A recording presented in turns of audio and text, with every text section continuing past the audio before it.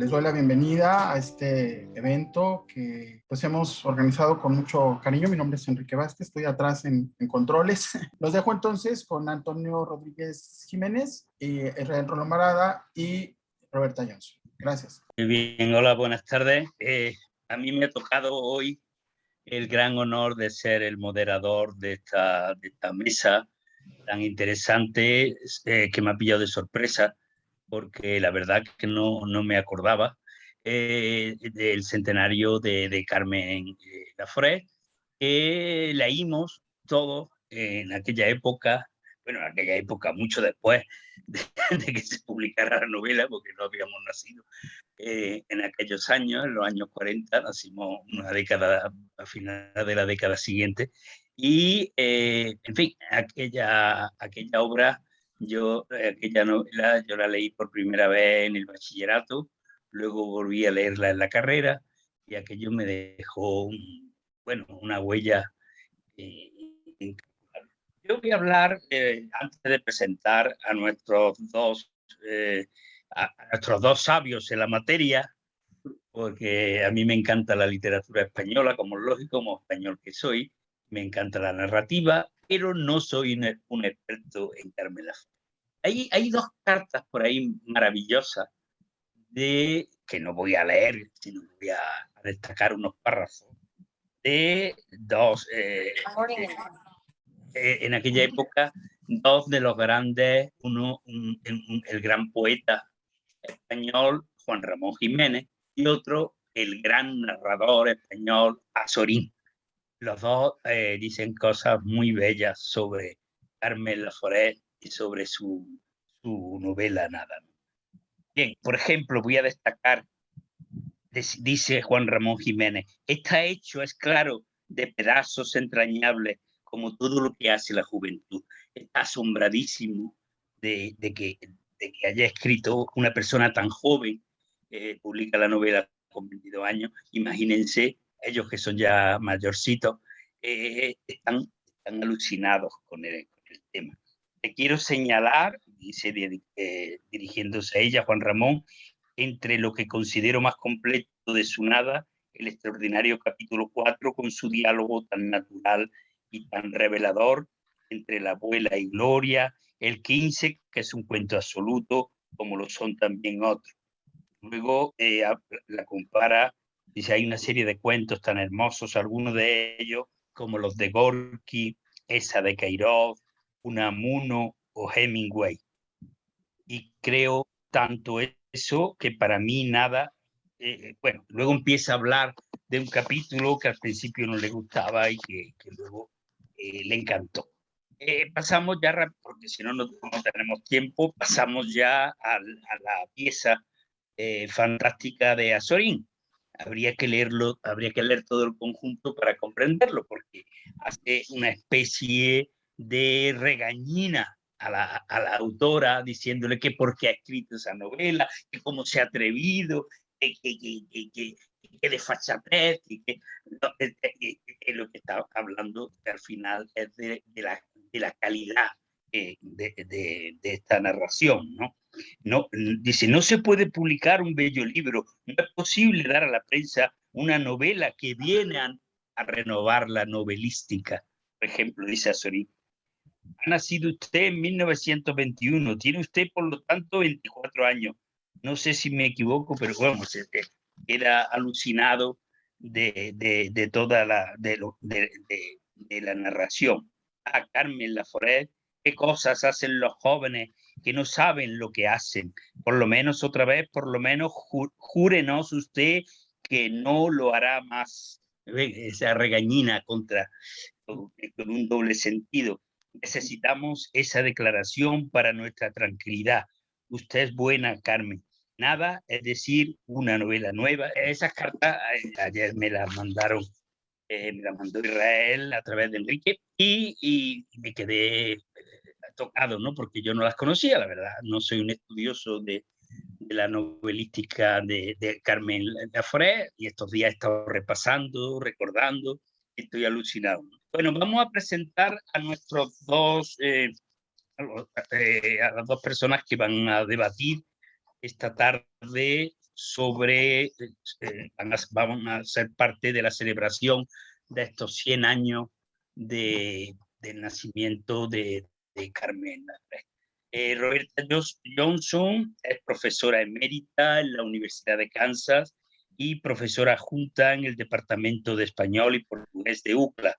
Autora de libros como Carmen Laforet, El ser y la palabra en Gabriel Miró, hoy un poco las bibliotecas de Azorín, Género y Nación en la novela modernista española. Ha publicado cerca de 100 artículos sobre diversos temas relacionados con la literatura y el pensamiento españoles de los siglos XX y XXI. Han aparecido en Hispania, en revistas como Hispania, Revista Canadiense de Estudios Hispánicos, Revista Hispánica Moderna, Anales de la Literatura Española Contemporánea, etcétera, etcétera. Las mejores revistas hispánicas del mundo, ¿no? Es una gran conocedora de la literatura española. Bien, una gran hispanista. También ha formado parte o sigue formando parte de los consejos editoriales de MLA, Hispania, Letras Femeninas, Anales de la Literatura Española Contemporánea, revistas de estudio interdisciplinario, decimonónica, siglo XXI, estudios de literatura de los siglos XX y XIX y XX, y revista de estudio hispánico. Y aquí me quedo para un poco porque si no me paso de mi tiempo. Israel Rolón Barada es licenciado por la Universidad de Puerto Rico, posee un máster de la Universidad de Georgetown y un doctorado de la Universidad de Málaga. Su especialización en la literatura y cultura española contemporánea. En la primavera de 2001 localizó el manuscrito original de Nada, que había sido conservado por un librero de Madrid llamado Carmelo Blázquez. Editor de Puedo contar contigo, Correspondencia, Carmen Laforet, Ramón J. Sender, La mujer nueva y Al volver la esquina. En 2008 presentó su tesis doctoral titulada La correspondencia de Carmen Laforet, razones de una novelista, 1939-1991, lo que sirvió de base para escribir y publicar como coautor la biografía de Carmen Laforet, una mujer en fuga. Se publicó en 2010, ganadora del premio Dafiel y que ya va por su cuarta edición. En el presente es profesor y visitante de Monmouth College y continúa escribiendo y ofreciendo conferencias sobre Carmen Laforet y otras escritoras de posguerra, además de su próxima publicación de un nuevo libro biográfico sobre Sara Montiel y su legado musical y cinematográfico dentro de la cultura popular hispanoamericana.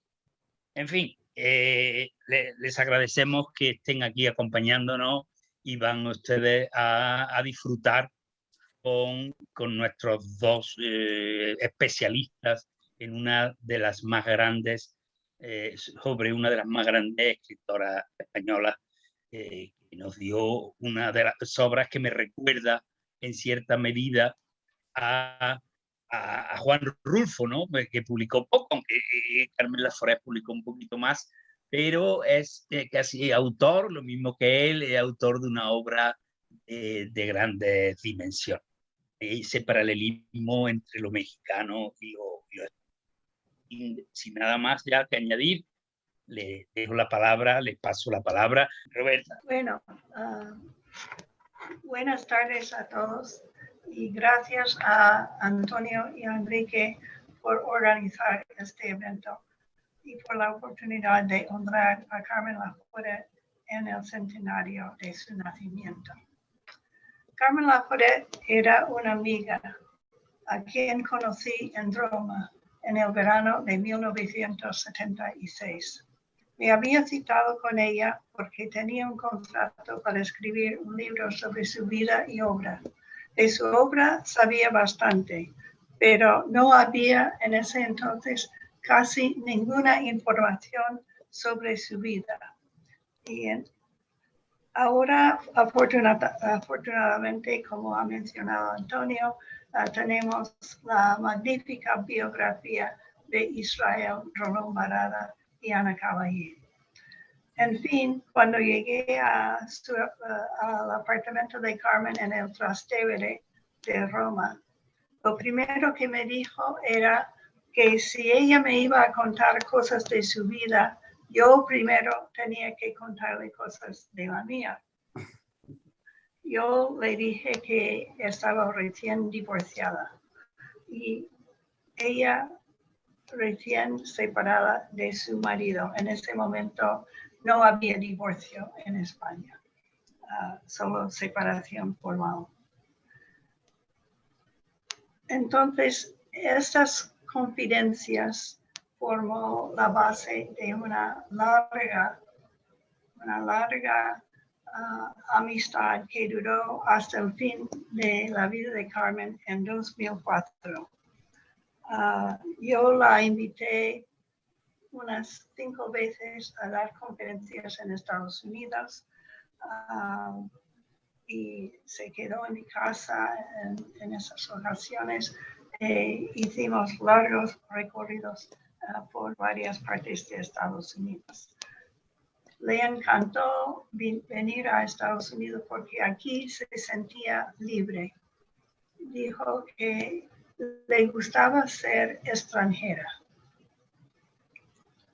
Eso en un tiempo cuando la mujer fue bastante reprimida en la España muy cerca del régimen franquista. El tema que he elegido para esta presentación es el feminismo en las novelas de Carmen.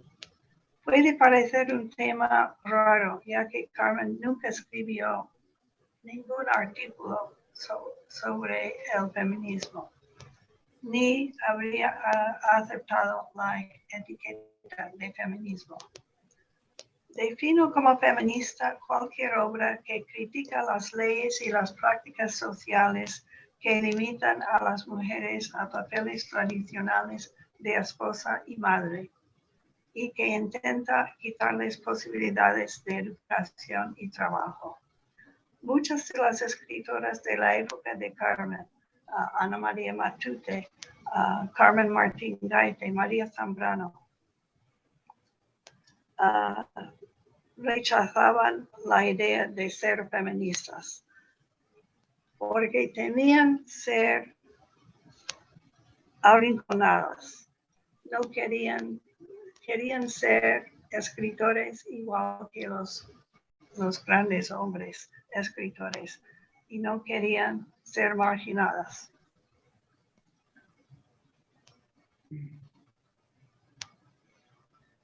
La vida de Carmen Laforet abarcaba 2 épocas en la historia del feminismo en España. Habiendo nacido en 1921, de joven Carmen vivió el primer feminismo en España, en que militaban mujeres como María Martínez Sierra, Margarita Nelken y Carmen de Burgos. Vivió la Segunda República, que duró de 1932 a 1939, bajo la cual la mujer ganó el voto y la absoluta igualdad ante la ley. También Carmen vivió estos eventos históricos en las Canarias, con una familia que la dejó en plena libertad para salir de casa, para ir sola a la playa y asociarse con quien quisiera. Toda esa libertad se cerró cuando en 1940 Carmen dejó la isla para irse a Barcelona a vivir con unos parientes muy conservadores y asistir a la universidad. Se casó muy joven con un hombre muy tradicional, bastante mayor que ella, y tenía 5 hijos. Bajo el franquismo, la mujer casada no podía trabajar sin el permiso del marido, y el marido tenía el derecho a su sueldo y a abrir su correspondencia. Carmen amaba la libertad. Se ahogaba en ese ambiente. No nos debe sorprender que sus obras de ficción, 5 novelas largas, unas novelas cortas y unos cuentos, llevan mensajes escondidos o abiertos contra el sistema patriarcal y a favor de la libertad de la mujer. Las novelas de protagonista femenina, Nada, La Isla y los Demonios y La Mujer Nueva, retratan mujeres independientes que buscan una vida que las libere de los papeles tradicionales de la mujer, como esposa y madre. Andrea de Nada rechaza relaciones tradicionales con hombres, como novia, por ejemplo. Sus relaciones con posibles novios, Pons, Gerardo, por ejemplo, fracasan y al final de la novela se va a Madrid para seguir estudiando la carrera, probablemente de maestra. Uno de los pocos trabajos que se aceptaban para las mujeres en los años 40 en España. Los hombres en Nada, por lo menos los de la familia de Andrea, son unos fracasados, mientras que las mujeres son las que mantienen a la familia. La criada provee la poca comida que hay en la casa. Angustias, la tía, es secretaria. Gloria, otra tía, mantiene a su marido y a su hijo jugando a los naipes en el barrio chino. Andrea, por ser huérfana, tiene su pensión del Estado.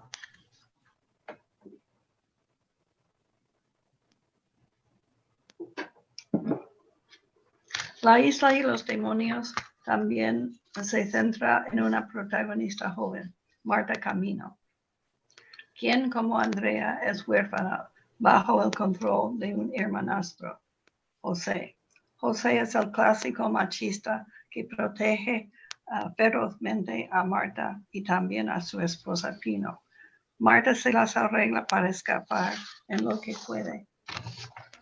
El control de José, sobre todo por medio de la escritura. Está escribiendo una serie de leyendas relacionadas con el folclore de la isla. En La Mujer Nueva, la protagonista Paulina ha vivido una vida de libertad, aunque está casada y con un hijo.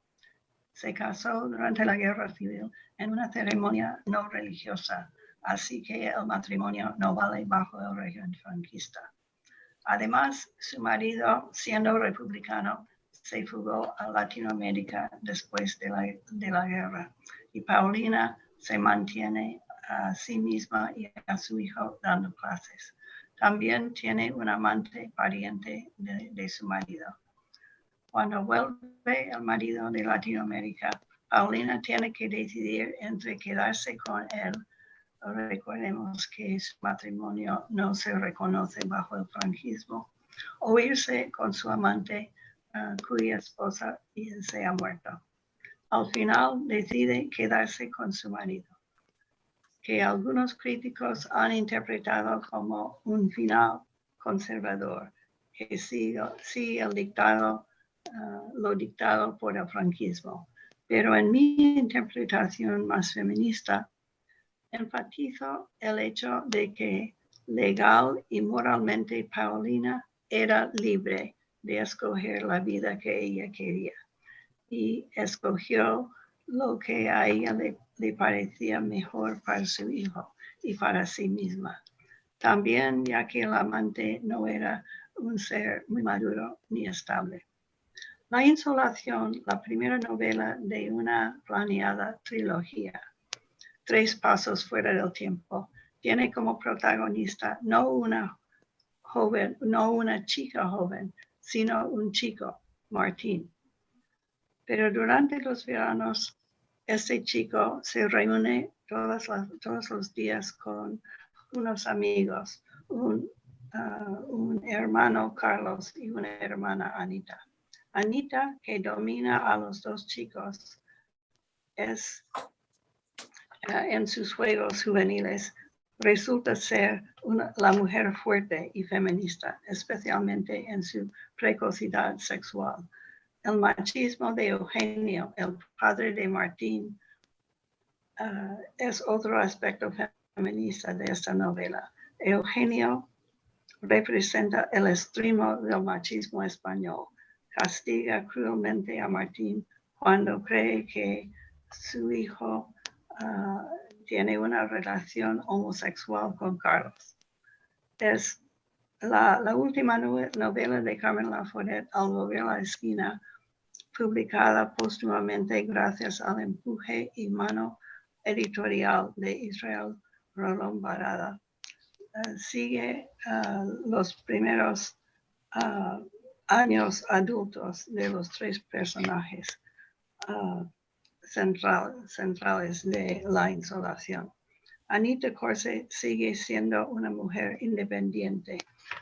Desafortunadamente, a Carmen Laforet nunca terminó la última novela de la trilogía y no se ha descubierto el manuscrito. Así que no sabemos cómo terminó el triángulo Martín, Carlos, Anita.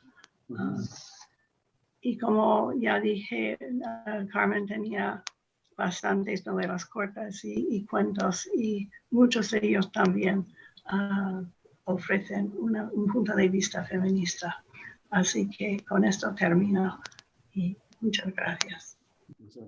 Bueno, gracias, Roberta. Voy a proseguir.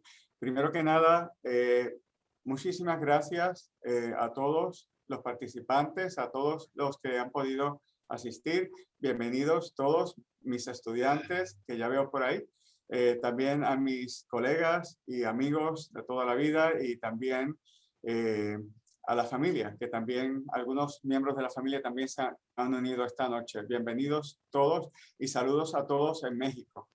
Bien, y en todas partes, en Nueva York, New Jersey, Florida, en fin. Abrazos para todos. En esta ocasión es para mí un gran honor y una alegría muy grande volver a hablar volver a conversar sobre Carmen Laforet. Y en esta ocasión que estamos celebrando su centenario, deseo comenzar desde un principio. Así que hablando de la gran novelista española contemporánea Carmen Laforet, hoy recordamos que aunque nació en Barcelona en 1921, ella no creció en Barcelona. Gracias a que su padre, que era arquitecto, le surgió una plaza para enseñar en Las Palmas de Gran Canaria. Así que de muy pequeña, para el 1923, la familia, el matrimonio de los padres de Carmen Laforet con la niña de 2 años, se trasladaron desde Barcelona, desde donde había nacido Carmen, hasta Las Palmas de Gran Canaria.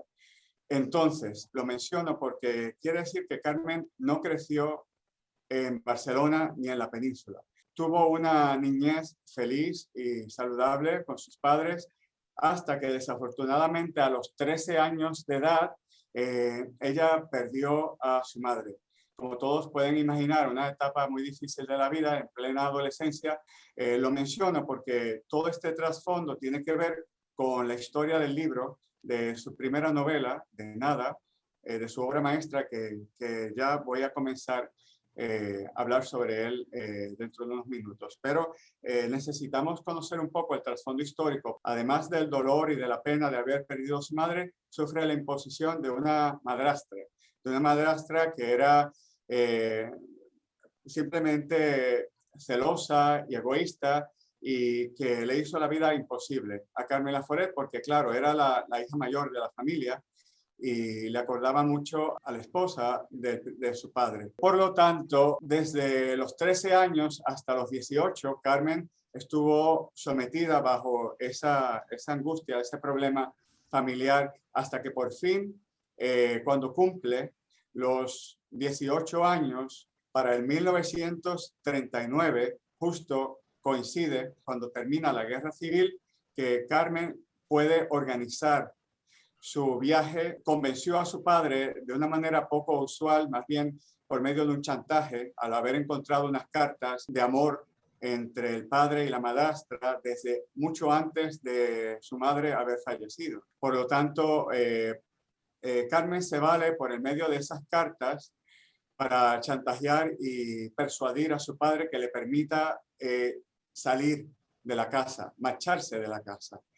Y claro, como coincide con que recuerda que tiene a sus abuelos disponibles en la calle de Aribau, en Barcelona, pues ella convence a su padre de mudarse de Las Palmas a Barcelona, más bien con el propósito de estudiar, pero también siguiendo el ejemplo y la ilusión de su primer novio, de un novio de juventud que se llamaba Ricardo Lescano. Todo esto está ligado a la historia de su primer libro. Entonces, en esa trayectoria, en esa travesía, desde que sale en el 1939, desde que el día que sale, en pleno verano, que sale de su casa de Las Palmas, justo cuando termina la guerra civil y comienza a escribir sus primeras experiencias, sus anécdotas del viaje, sus impresiones, el impacto que ella sufre al llegar a Barcelona, desde Las Palmas a Barcelona. ¿Por qué? Porque, claro está, desde el 1936 al 1939, Carmen Laforet vivió la guerra civil desde la distancia, fuera de la península. Ella vivía en una isla, por lo tanto, ella no vivió lo que eran los estragos de la guerra civil.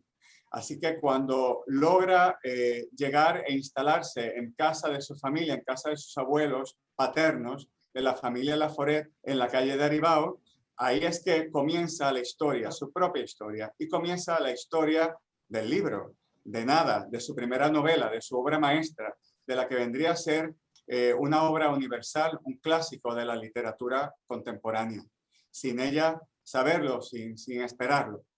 En fin, a todo esto, aquí justo está la foto, pueden observar la casa de número 36 en la calle de Aribau, esquina Consejo de Cien, donde vivía la familia, los padres de su padre, los abuelos paternos y también algunos tíos.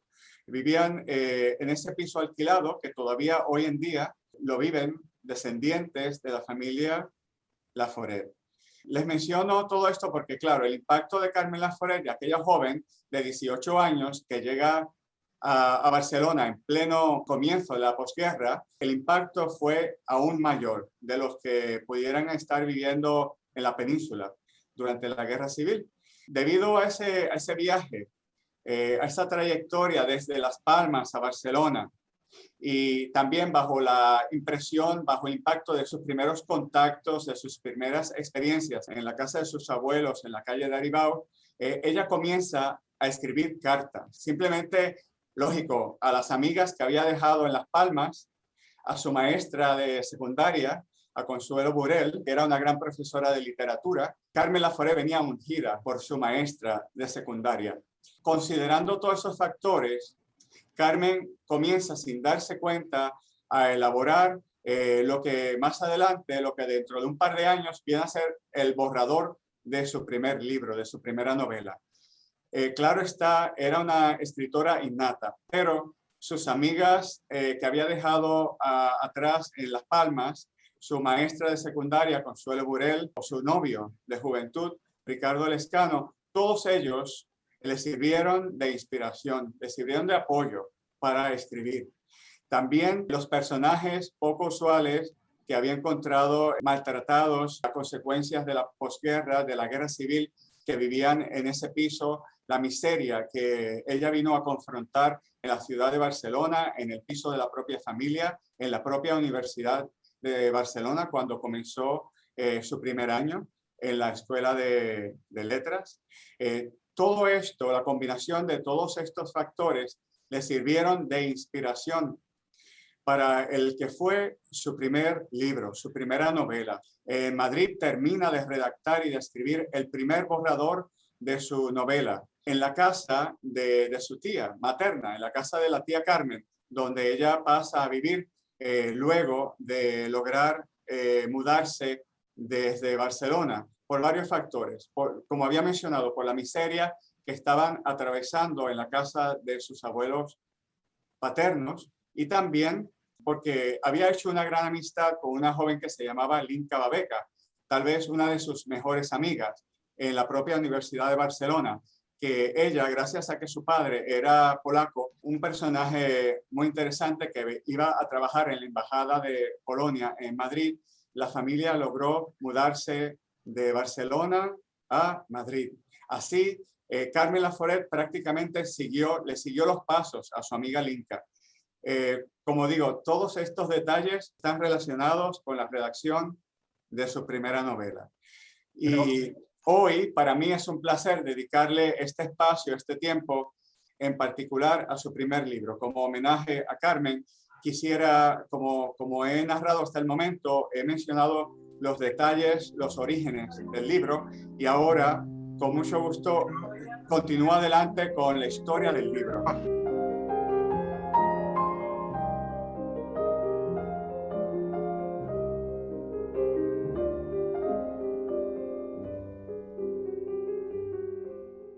Ya para 1941-42, Carmen Laforet se encontraba en Madrid estudiando como estudiante en la Universidad de Madrid, estudiaba Derecho, cambió de Letras a Derecho y estaba redactando con mucha ilusión, con mucho entusiasmo, el libro que había comenzado desde que había llegado a la casa de la familia en la calle de Aribao. Ya tenía un libro en sus manos, le hacía mucha ilusión, porque era ya una escritora innata. Cuando termina de redactar su borrador, su amiga, que ya había mencionado, Linka Babeca, que le quiere presentar a un editor que se llama Manuel Ceresales, a un editor que ya conoce, le pide por favor que le muestre lo que ha escrito, que comparta su trabajo con Manuel Ceresales para que le pueda brindar una opinión profesional. Con el borrador en la mano, gracias a su amiga, le muestra su trabajo al editor Manuel Ceresales. Estamos ya hablando de 1943. Manuel Ceresales, al leer el manuscrito, le parece que es una obra de arte, se da cuenta que tiene en sus manos una joya literaria y le sugiere que, por favor, que lo envíe al editorial Destino, que están editando y están promoviendo un primer premio literario para novela que se llama el Premio Nadal. Entonces, Carmen, siguiendo el consejo de Manuel Ceresales, logra enviar su manuscrito a último momento. En realidad fue una cosa muy... el último manuscrito que recibe el editorial Destino para ese primer premio Nadal es justo el manuscrito de Nada de Carmen Laforet. Lo que ya sabemos, la historia ya está escrita, que Carmen Laforet ganó el primer premio Nadal en enero de 1944. Quiere decir que Carmen solo tenía 23 años. Entonces, aquí tenemos una joven estudiante universitaria que acaba de ganar un primer premio Nadal y que también, claro, disfruta del éxito y la publicación y de la primera publicación que viene a ser para mayo de 1945.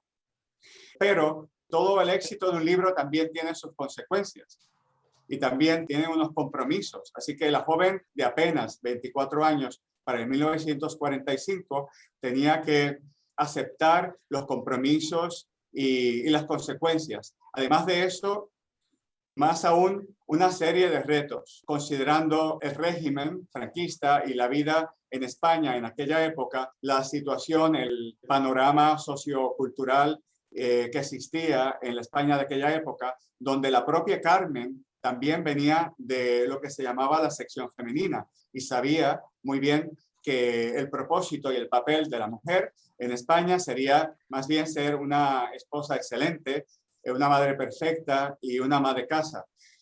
Para lo cual, sinceramente, pues no eran las vocaciones de Carmen Laforet. Carmen Laforet era una escritora innata y su vocación era ser escritora y era una artista. Por lo tanto, ella tenía que aceptar y tratar de ver cómo podría hacer un balance entre la realidad sociopolítica de España y su realidad de convertirse en una escritora de la noche a la mañana. Ahora, una vez Carmen Laforet logra publicar su primera novela, el próximo paso a seguir viene a ser su matrimonio. Para el 1946, Carmen Laforet se casa con nada más y nada menos que con el editor que le brindó un primer consejo, que le ayudó a encaminarse y a enviar su manuscrito a la editorial Destino. Bajo una boda un poco precipitada, ya para 1946, Carmen Laforet era esposa de Manuel Ceresales y madre de su primera niña. Su situación personal era bastante difícil desde una joven escritora. ¿Por qué? Porque, claro, tenía que mirar a su situación personal. Ella estaba casada a principios de la posguerra, para el 1946, y así surgirían otros retos. No solo si su estatus civil y su vida familiar cambiaría súbitamente, pero también su situación como escritora. Ella, que había disfrutado del éxito de Nada, claro está, y que estaba completamente ilusionada con su oficio, con su carrera de escritora, también tenía que tratar de ver cómo podría seguir adelante bajo aquella España franquista en una carrera, en un mundo literario, en un oficio que era más bien considerado un mundo de hombres. En la literatura, que todavía hoy en día podría considerarse un mundo de hombres en España, pues esa era la primera circunstancia difícil que Carmen Laforet tenía que afrontar. También lo que era normal, claro, la presión de la propia generación, de su público, de sus lectores. Todo el mundo esperaba la segunda obra de Carmen Laforet, todo el mundo esperaba el siguiente libro. Esperaban y pretendían, esperando, ¿verdad?, con toda pretensión, que fuese otra obra como Nada. Todo el mundo esperaba la próxima Nada. Lo cual, un detalle que yo le pregunto a mis estudiantes, ¿cuántas Mona Lisas pudo producir Da Vinci? Es también como que, ¿por qué esa presión de esperar que Laforet continuara produciendo libros igual que Nada? Aparte de esa presión, existía también la presión mediática. Todos los medios, todos los periodistas, su esposo Manuel Ceresales era editor, también era periodista y también era crítico literario. Por lo tanto, también tenía en su propia casa al crítico por encima del hombro, mirando todo lo que ella escribía. Un caso muy similar como el caso de Leonard y de Virginia Woolf. Un caso histórico, pero un caso paralelo. Por otro lado, otra situación, otra circunstancia que Carmen Laforet tenía que aceptar era la presión social. Los amigos de su marido, de Manuel Ceresales, o colegas, le preguntaban continuamente, lo acosaban a él y a ella. Le preguntaban continuamente que por qué razón su esposa era una escritora, por qué escribía, por qué publicaba, por qué no estaba en la casa, por qué no se hacía cargo de su hogar, de sus niños y de la cocina. Imagínense la presión social y profesional que Carmen Laforet sufrió durante todos esos años. Pero aún así, lo que quiero destacar es que Carmen Laforet siguió adelante, siguió escribiendo, pero también tratando de huir de lo que había sido catalogada. Ella había sido catalogada bajo la escritura autobiográfica desde sus primeras 3 novelas, tanto en Nada,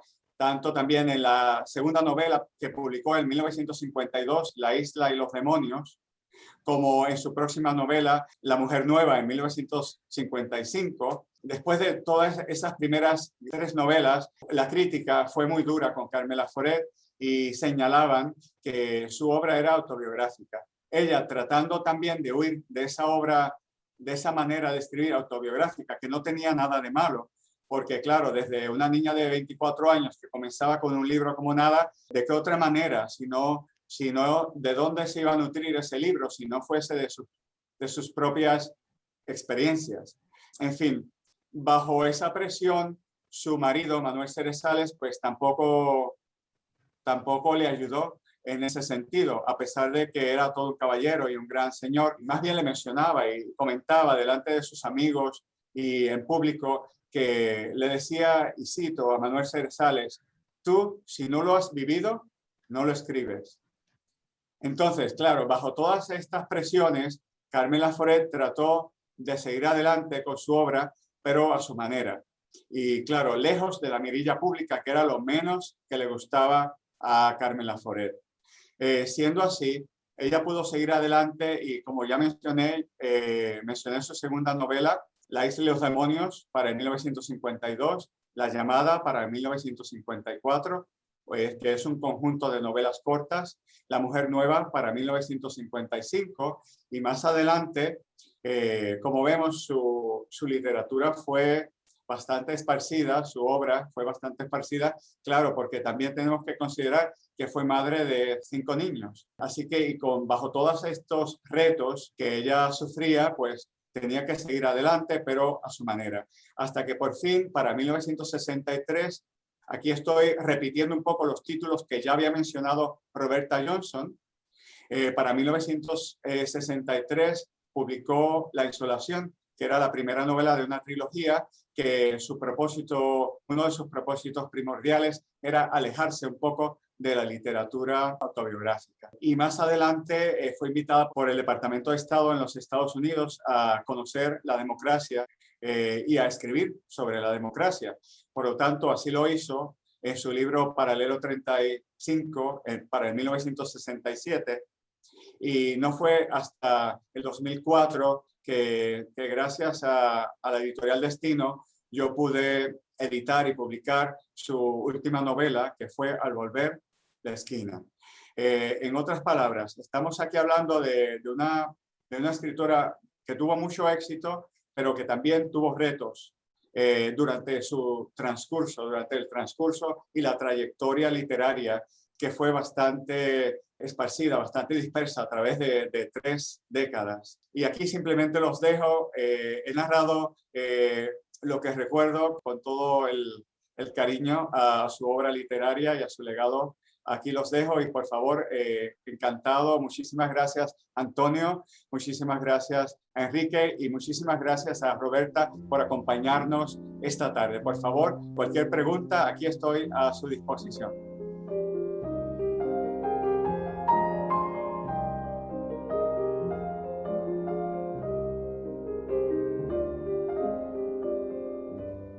No, yo estoy encantado, ¿no? Porque me avergüenzo de no conocer a fondo la obra de Carmen Laforet, ¿no? De haber leído solamente nada y haberme olvidado en los años. Bueno, me dediqué a la poesía, como es lógico, el estudio de la poesía, también estudié la novela, pero no la leí tan como vosotros, ¿no? Tan a fondo, porque, no sé, da ganas de escribir un libro sobre ella. Yo que soy muy ágil escribiendo, a mí me encanta, ¿no? Me ha recordado aquel descubrimiento que tuve en los años 70 aproximadamente, y luego lo repetí en los años, sí, a finales de los 70, no, en los años 60 y tanto, y después en los 70 y tanto en la Facultad de Letras, ¿no? Y aquello fue muy emocionante. Fue un libro que incluso le hacíamos análisis sintáctico en la clase de lingüística, ¿no? En la clase de sintaxis lo trabajábamos muy a fondo, ¿no? Pero la verdad que no lo estudié la vida y todas las características. Le he dedicado en el suplemento cultural que he dirigido durante 22 años, le he dedicado muchísimas páginas a Carmen Laforet, muchísimas páginas. Especialistas, en ese suplemento nosotros llamábamos a los grandes especialistas, bueno, que conocíamos. Otras veces no, otras veces nos apañábamos con algún profesor de alguna universidad de allí y podría asegurar que fueron 10 o 12 suplementos o páginas centrales más portadas lo que le dedicamos a Carmen Laforet. Yo recuerdo que en 2004, ¿no? Le dedicamos un monográfico de lo menos 60 páginas. no sé, lo tengo en Córdoba, no lo podía porque no lo tengo digitalizado, pero hemos hecho muchísimos trabajos sobre ella y ahora me la habéis redescubierto y estoy muy entusiasmado con ella. Como decimos, el cielo es el límite, ¿no? De la cantidad de escritos, de que se ha escrito, se ha estudiado a Carmen Laforet. Me encantó, Roberta, la presentación que tiene que ver con, vamos, un enfoque al feminismo en la obra de Laforet. No sé si Katy y Lisa tienen alguna pregunta para Roberta, para mí y Ricardo. Por favor, adelante. Sí, Vamos. tengo una pregunta para Roberta. A mí siempre me ha parecido muy interesante esa etapa de la vida de Laforet en Roma. Y acabo de aprender esta noche que usted cuando la conoció por primera vez, la conoció precisamente ahí, en Roma. Y nos podría decir un poco cómo fue su vida ahí, cómo vivía Carmen Laforet fuera de España, exiliada en cierta... Sé que conoció a Rafael Alberti cuando estuvo allí, pero ¿cómo era su vida? ¿Qué hacía Carmen Laforet? Bueno, bastante bohemia era la vida. Su apartamento parecía una tienda de camping, ¿no? Y casi no cosía. Salía a comer todos los días. A mí siempre me llevaba a un restaurante. Y luego me contó una historia le gustaba mucho la leche condensada. Y había una manera de convertir la leche condensada en una especie de pudding, ¿no? Y metía la lata de leche condensada en agua hirviente. Y era tan distraída que un día que hizo esto, se le olvidó y la lata explotó. Cosas así, ¿no? Era y en ese entonces, en los años 70, su hija menor, Silvia, vivía ahí con, no sé si era su marido, por lo menos su compañero, el hijo de un gran director de cine, y tenían un bebé. Y un día Carmen me llevó a casa de la hija y yo tenía que usar el servicio. Y por mi sorpresa, cuando levanté la tapa del servicio, ahí había el retrato del rey Juan Carlos. Cosas así, ¿no? No, era una vida totalmente bohemia. Y a mí me fascinó, ¿no? Siendo una profesora de universidad con mi vida muy ordenada y todo esto. Y sobre todo también le gustaba caminar, conversar, comer helado. Ay, sí. Yo sí puedo hacer mi pregunta. Por favor. Pues siempre me he quedado con esta curiosidad y es para mí lo que empecé a saber de ella es que al principio o especialmente en la charla famosa que dio en Georgetown y probablemente en otros lugares cuando dijo que la obra Nada no era una obra biográfica ni autobiográfica, pero sabemos que no fue así, que definitivamente tiene mucha relación con su vida. ¿Y hay algún momento o algún giro en su percepción o en su vida pública, su vida privada, en que reconoce que Nada definitivamente es una obra, no exactamente autobiográfica, pero que tiene sus rasgos autobiográficos? ¿Hay algún momento decisivo en que ella misma empieza a reconocer la diferencia o admite esta percepción o realidad? En mis conversaciones con ella, siempre negaba el aspecto autobiográfico y me contó que era a raíz del comentario de su marido, que al marido le había dicho lo que Israel nos contó, ¿no? Que el marido creía que ella no podía inventar nada, que solo podía escribir cosas conocidas de su vida. Entonces, ella negó, se dedicó a negar que sus obras fueran autobiográficas. Sí. Para ella era una crítica, ¿no? Decir que su obra no era imaginaria. Siguiendo la misma línea de Roberta, yo también, para ampliar un poquito más sobre el tema, que yo sepa, hasta donde yo sé, ella pasó el resto de su vida asegurando que su primera novela, Que nada, no era autobiográfica y probando que era una pura casualidad que era en la misma calle, en la misma universidad que ella había vivido y que había estudiado, donde su personaje Andrea era pura coincidencia, que no tenía nada que ver con ella. Ella pasó el resto de la vida tratando de desligarse de esa teoría y de que su obra fuese autobiográfica. Por lo tanto, una cosa que sinceramente para mí, desde mi perspectiva y mi experiencia y mi investigación, yo pienso firmemente que le afectó. Fue uno de los retos, tratar de escribir lejos de la escritura de no ficción. Más bien, como dice Roberta, tratar de escribir ficción. ¿Qué más? Había una, bueno, esto que habéis comentado, bueno, sí rescatamos por ahí algunas preguntas, pero que tienen que ver con si realmente ella dejó de escribir en ese tiempo que se dice. Generalmente a veces se dice de muchos escritores que dejan de escribir, pero cuando se adentra uno en la biografía, pues descubres que no, que simplemente no escribir una novela, pero escribir en otras cosas. Y creo que ahí tú has encontrado algo respecto a las cartas, ¿no? Que valdrá la pena. Muchas gracias, Enrique, por retomar el tema, porque definitivamente que Laforet, en esos espacios entre novela y novela, que pasaron varios años, desde un principio de mi investigación, logré encontrar que era lo que hacía Carmen Laforet. Más bien, lo que hacía era escribir cartas. Ella se sentía más cómoda fuera de la mirilla y de la presión de las editoriales o de la presión mediática, como una escritora innata, pues a escribir cartas. ¿A quién? A sus mejores amigos, a sus, digamos que destinatarios, que más bien se convertían, como decía Carmen Martín Gaite, encontrar un interlocutor.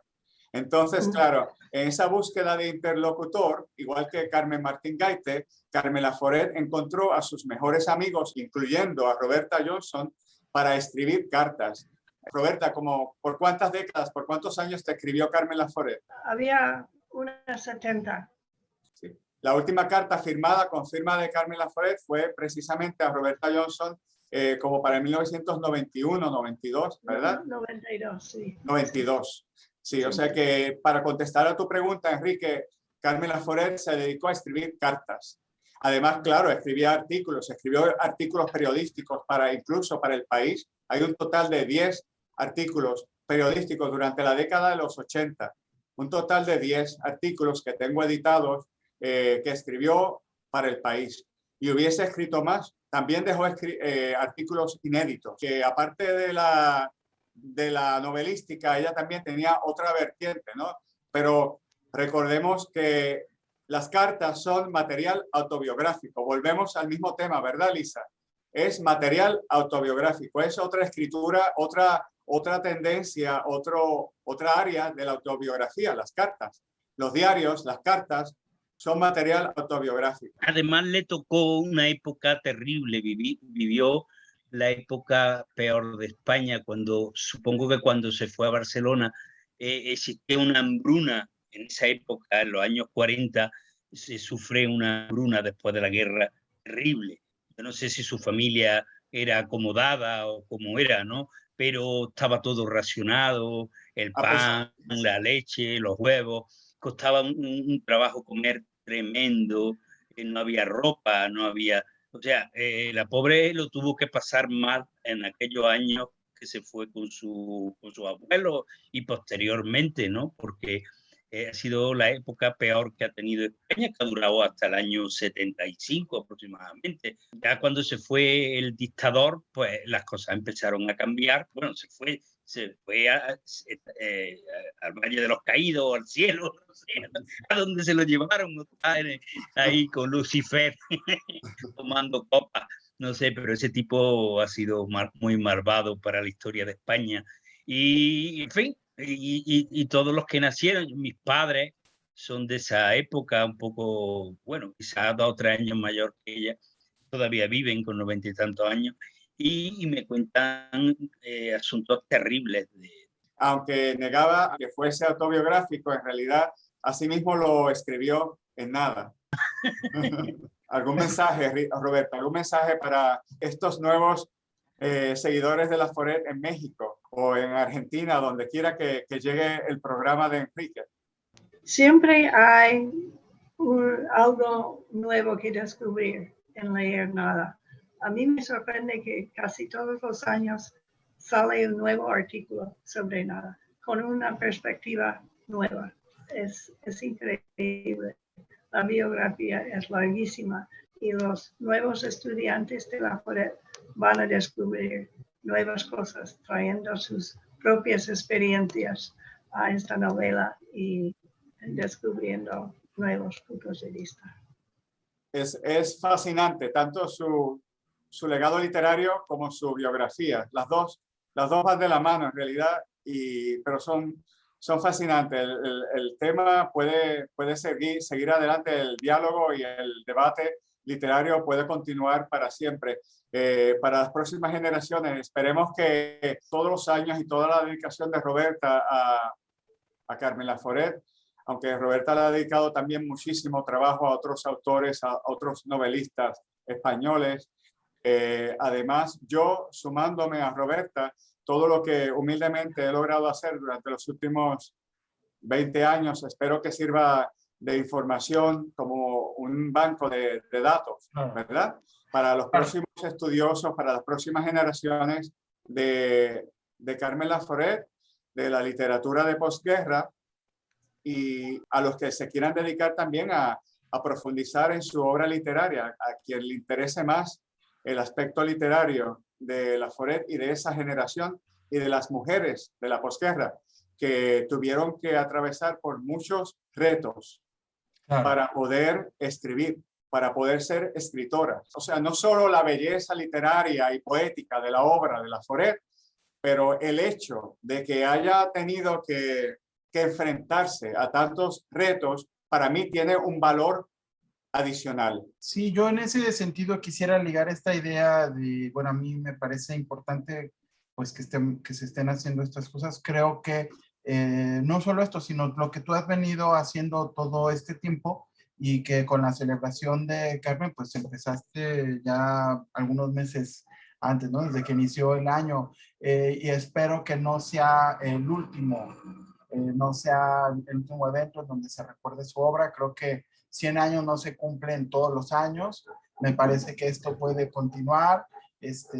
Creo que es un tema interesante que se puede retomar tanto en algún festival literario de gran envergadura, de los tantos que hay en México, en España, en otros lugares.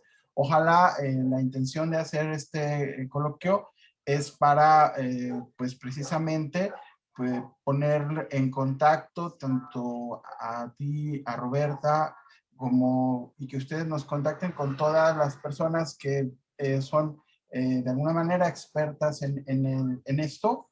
Sabemos que hay libros, bastantes libros que han publicado ustedes, y una vez que tengamos ya el video, pongamos ahí información, tanto en YouTube como en otras redes, me gustaría, bueno, ahí les incluiremos el contacto tanto tuyo como Roberta y que nos estén informando de lo que van haciendo para que esto siga siendo una retroalimentación, que creo que 1 hora es muy poco para esta autora, ¿no?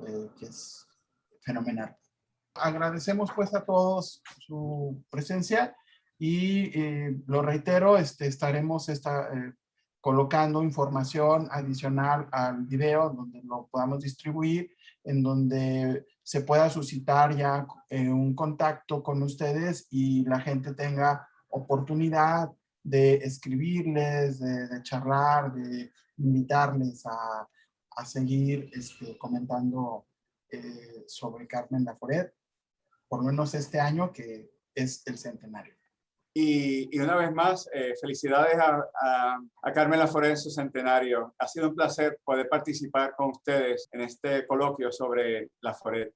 Muchas gracias. Gracias a todos. Gracias a todos. Muchas gracias. Y Antonio y Enrique, un fuerte abrazo. Buenas noches. Hasta luego. Hasta luego. Hasta luego.